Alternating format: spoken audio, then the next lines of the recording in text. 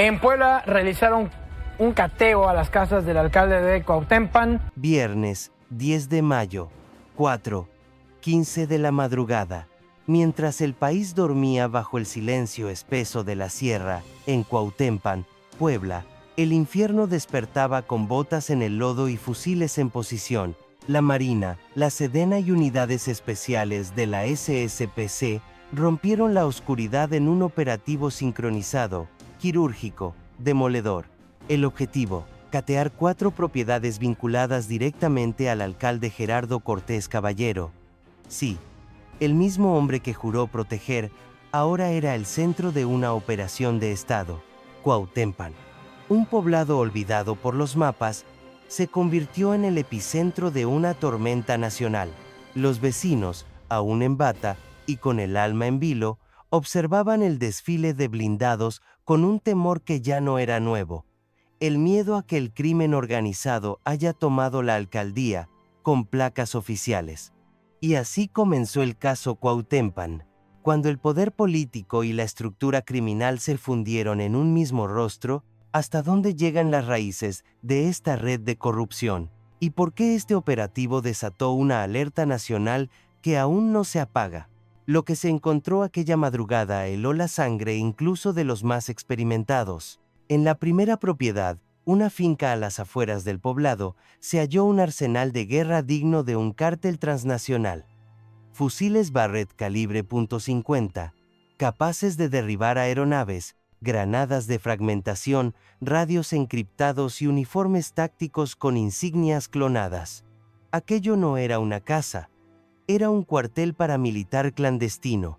En la segunda casa, el horror cambió de forma, pero no de fondo. Dentro de un sótano oculto, agentes de la Sedena encontraron cocaína pura, metanfetamina cristalina y libretas con nombres, montos, fechas, una contabilidad precisa de extorsiones y cobros ilegales. La corrupción tenía administración y sello de poder local. Las tercera y cuarta propiedades revelaron el rostro más oscuro: talleres con autos robados, papelería falsa, placas clonadas, y lo más escalofriante, un compartimento con restos humanos calcinados aún humeantes. Restos que gritan justicia desde el silencio de la muerte. Todo bajo el dominio del alcalde Gerardo Cortés Caballero, el mismo que saludaba en campañas, el mismo que posaba con niños en plazas públicas. Esto ya no es solo un caso local, es una fractura profunda en la idea misma de soberanía. ¿Qué ocurre cuando quien debe proteger es quien permite la impunidad? ¿Qué tan penetrado está el sistema político municipal por los tentáculos del crimen organizado? El caso Cuauhtémoc expuso algo más que armas o drogas. Puso al descubierto la complicidad estructural entre gobiernos locales y mafias violentas. Y el eco de este hallazgo ya resuena en cada cabildo, en cada elección, en cada juez que calla por conveniencia. Si esto era Cuauhtémoc, ¿cuántos pueblos más han sido tomados sin que el país lo sepa? Desde mediados de 2023, los comerciantes de Cuauhtémoc comenzaron a alzar la voz. Lo hacían con miedo, con cartas anónimas, con susurros en pasillos municipales. Denunciaban extorsiones sistemáticas, cobros semanales a negocios, amenazas abiertas a quien se atreviera a negarse, pero sus denuncias no generaron eco, porque quienes debían investigar también eran parte del problema. La policía municipal, lejos de proteger a la ciudadanía, operaba como brazo armado del crimen. Patrullas oficiales escoltaban camionetas sin placas. Agentes encapuchados irrumpían en locales para exigir pagos. No se trataba de una corrupción dispersa. Era una estructura integrada, consolidada, institucionalizada. La gravedad de la situación obligó a la Secretaría de Seguridad y Protección Ciudadana, SSPC, a activar un mecanismo pocas veces utilizado: el llamado Protocolo de Riesgo Institucional, un código rojo que reconoce cuando un gobierno local ha sido infiltrado al punto de perder control soberano. Y en Cuauhtémoc, ese punto ya había sido superado hacía meses. Los informes de inteligencia federal, filtrados tras el operativo, confirman que el municipio no solo era cómplice, funcionaba como un centro operativo criminal. Las órdenes se firmaban desde la presidencia municipal. Las armas se almacenaban en propiedades de funcionarios. Los vehículos robados salían con permisos avalados por el cabildo. El ayuntamiento entero se había convertido en un engranaje más del crimen organizado. Y mientras tanto, ¿dónde estaba el Estado? ¿Por qué las alertas tempranas no activaron medidas preventivas? ¿Qué intereses políticos silenciaron las primeras denuncias? Hoy, tras el escándalo, muchos corren a deslindarse. Funcionarios estatales que ignoraron las señales. Diputados que se tomaban fotos con el alcalde. Líderes de partido que preferían la lealtad política al bienestar ciudadano. Pero la pregunta sigue ahí, latiendo en cada pueblo de México. ¿Cuántos Cuauhtémoc más existen? ¿Esperando que alguien los escuche? ¿Y cuántas veces más tendremos que repetir esta historia antes de entender que cuando el Estado es omiso, la impunidad se vuelve ley? Durante años, Gerardo Cortés Caballero fue mucho más que un alcalde en Cuauhtémoc. Era un rostro familiar, un clérigo laico cercano a la comunidad, presente en cada festividad, en cada misa, en cada acto escolar. Se le veía bendecir obras públicas, acompañar entierros, inaugurar canchas con una sonrisa que inspiraba confianza. Para muchos, era el buen padre de pueblo, pero detrás de esa fachada, se escondía un operador logístico del narco. La investigación federal reveló que Gerardo utilizó recursos públicos para financiar operaciones criminales. Camionetas oficiales trasladaban armas. Licitaciones del municipio servían para lavar dinero. Personal de confianza fungía como enlaces directos con células armadas que operaban en la sierra. Cuando la verdad salió a la luz, la presidencia municipal fue clausurada con sellos judiciales. Afuera, el pueblo dejó su testimonio en silencio, colgando pancartas escritas a mano. Lo sospechábamos desde hace años. Queremos justicia, no discursos. El caso expone una verdad brutal. La impunidad se disfraza de popularidad, y muchas veces, el poder criminal no se impone con violencia, sino con carisma y sotana. Porque ¿cómo protegerse de alguien que te sonríe desde el púlpito y te extorsiona desde la oficina? Hoy, la imagen de Gerardo ya no cuelga en la presidencia, pero su legado corrupto dejó heridas abiertas.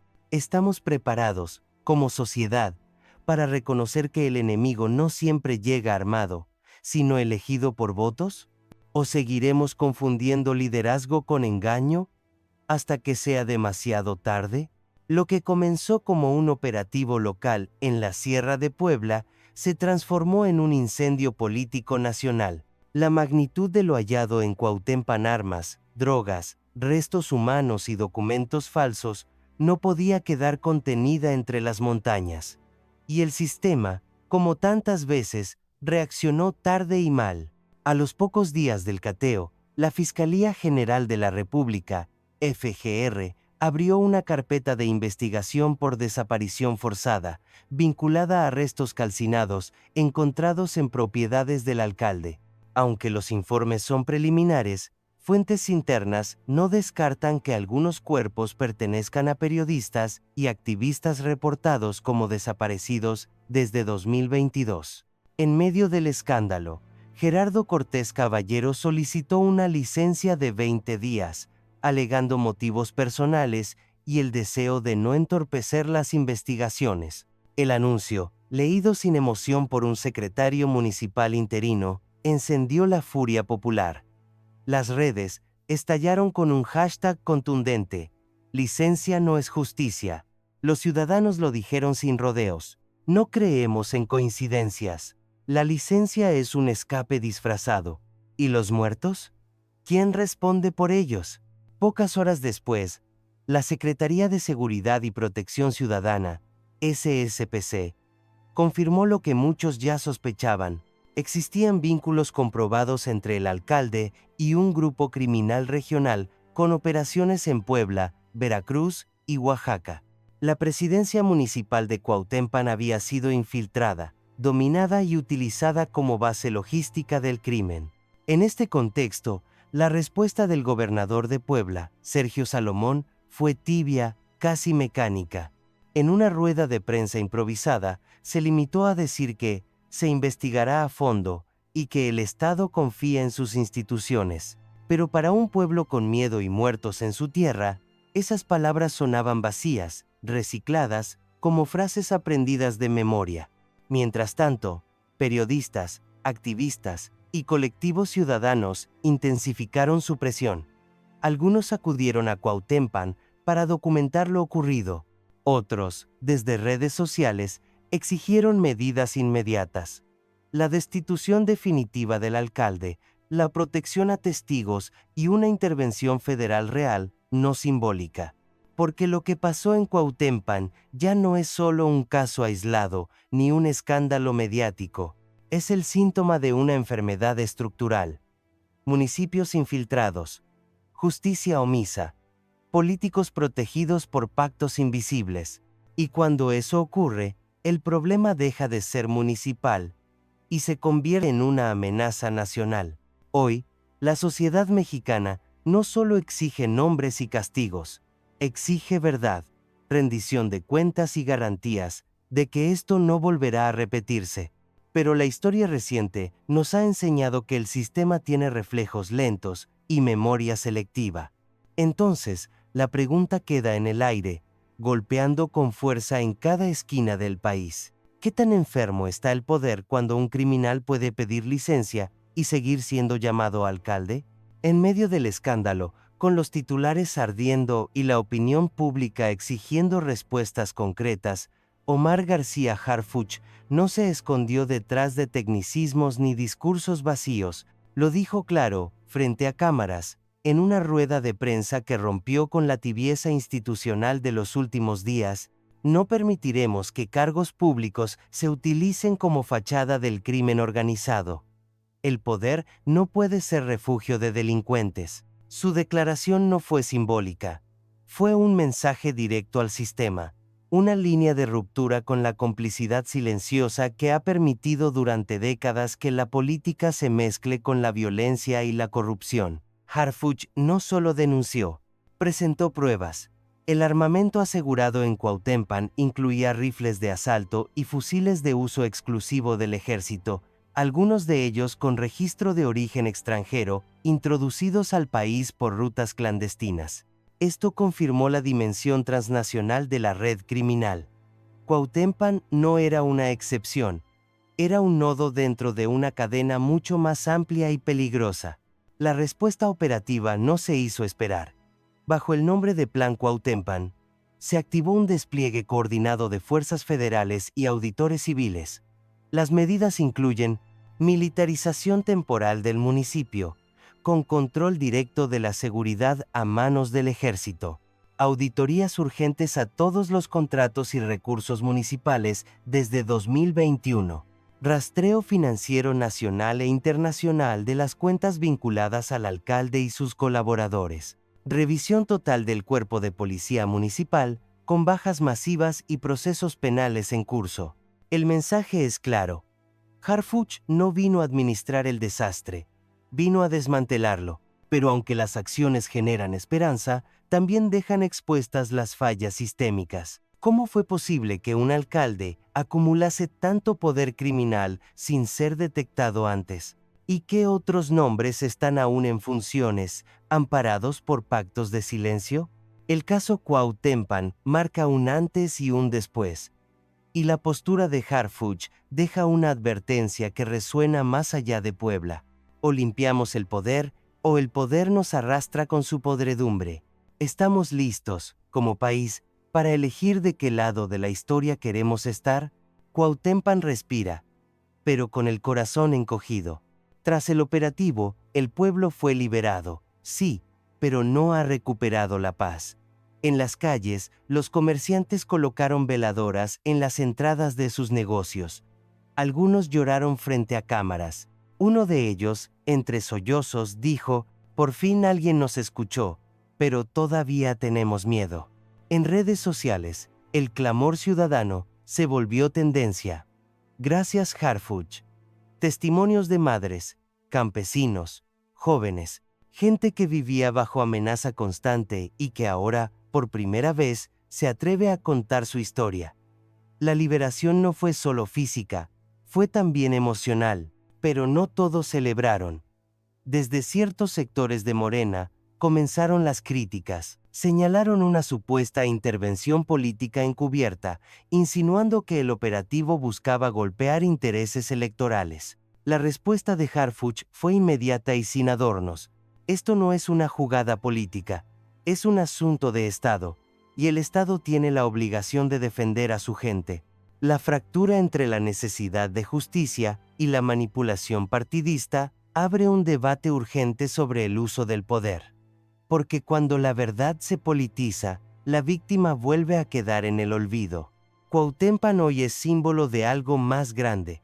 ¿Estamos preparados para enfrentar las redes de poder que protegen al crimen, incluso desde las urnas? Cuauhtémoc fue solo el epicentro, pero el temblor sacudió a todo el país, porque lo que pasó en ese pequeño municipio serrano no es una excepción pueblerina, es un espejo nacional. Un reflejo claro de lo que ocurre, en silencio, en decenas de municipios infiltrados, silenciados, capturados por el crimen. En las últimas semanas, mientras la indignación se multiplica, el Congreso discute una serie de reformas urgentes que buscan ampliar las facultades de la SSPC para intervenir municipios en riesgo estructural. Se plantea la creación de un mecanismo federal de alerta temprana que detecte patrones de captura institucional como los vividos en Cuauhtémoc antes de que sea demasiado tarde. Pero la presión no viene solo del gobierno. Desde universidades, ONGs y colectivos ciudadanos, la exigencia va más allá. No queremos más parches. Exigimos una cirugía profunda. Organizaciones anticorrupción piden una reforma judicial nacional que impida que alcaldes, jueces o policías con vínculos criminales puedan mantenerse en el poder bajo la sombra de la impunidad legal. Académicos de la UNAM y el ITESO han publicado informes que evidencian cómo la narcopolítica ya no es una amenaza, es una realidad establecida. Y es que la pregunta que se repite en redes, en foros, en sobremesas familiares, ya no es si Cuauhtémoc es único. La pregunta que retumba es más dolorosa, más honesta.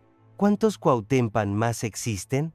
¿Cuántos pueblos donde el poder local ha sido secuestrado por el crimen? ¿Cuántos presidentes municipales actúan como jefes de plaza disfrazados de funcionarios?